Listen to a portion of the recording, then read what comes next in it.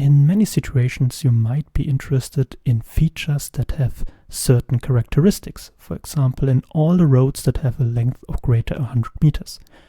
Now, the straightforward solution to achieve this would be deleting all the other features. However, QGIS offers a more elegant solution to that. You can right-click on the shapefile, click on Filter,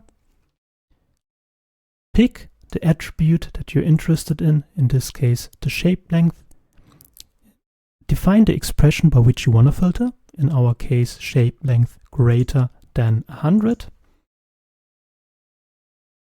and click OK. And as you can see, all the other features have been filtered out. Now, if you want to remove this filter, you simply click on this button here, click on Clear, and you again have all the features displayed on your map.